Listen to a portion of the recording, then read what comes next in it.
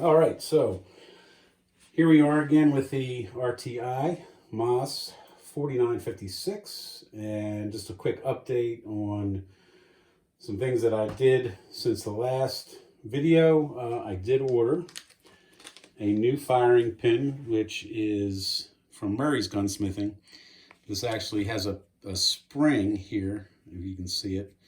And what they do is they take an unissued original 4956 firing pin, they mill it down here so that it can accept the spring, and this will solve any slam fire issues, because the word is that the French made their primers rather hard so that this pin is heavy, and they wouldn't slam fire with the primers on the surplus ammunition, but with the PPU, the primer's a little softer, or some of the commercial ammo, and the weight of this pin coming forward when the bolt comes home can cause slam fires, and I've seen it happen on video. So better be safe than sorry. Wasn't cheap, but I think worth it. They give you an extra spring too, in case you lose the first one. But recommend doing this if you get one, just to be on the safe side so you don't have to deal with slam fires. I also had found online a replacement mag. So now I can just load by putting another mag in. I've got two mags now, one in the gun, one here. Fully Parkerized, and it looks new. It doesn't even look like it's used, unissued. Got it pretty cheap, 60 bucks online, which I thought was decent because most of them are going for 70 and above. Numeric had them for 70 and 71.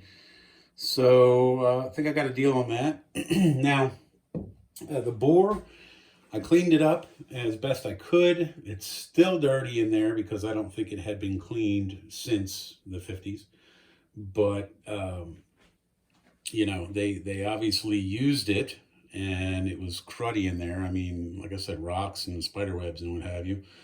And here's the shot of it, to the condition I got it so far.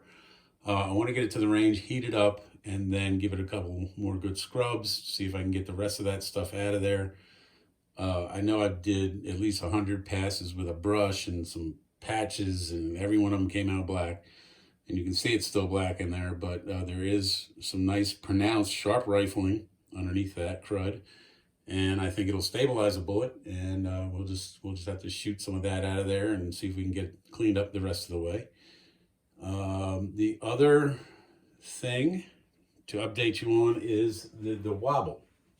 So the stock had this little wobble here.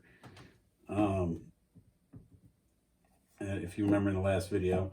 So what was happening was the screws that hold the receiver down into the stock, and then the trigger guard, they both go into the same post here, threaded post. And what they were doing was they were bottoming out each onto that post, and it was just a little too long, so it was allowing the stock to wiggle and move in there because it was pinching the post but not bringing the stock tight.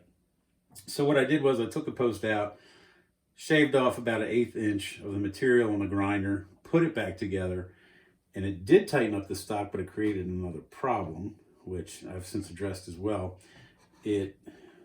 The trigger guard was actually set in too far, which was bringing the hammer up past the lower portion of the receiver here, and the bolt would stop halfway. So I actually had to shim down the trigger guard. I took two washers, probably about maybe a little less than 1/4 inch, you know, made them the same shape as this cutout here for the trigger guard, and then just fit them over top of the post. And now the trigger guard is in the right position so that the hammer is not blocking the bolt.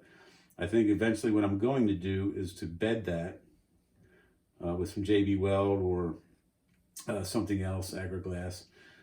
But for now, the washers are fine. They fit. The stock is very tight.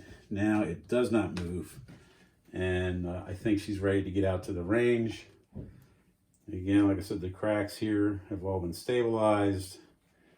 And I think we have a good candidate for a range trip now. I feel confident she's going to do great. And we'll see you at the range with it. I also did take my limb saver. It did not ship with the original recoil buffer here. So put my limb saver on it as a recoil buffer because I do need a little extra length of pull. And I do hear these things kick a little hard. So there we go. And we'll see you at the range. Over and out.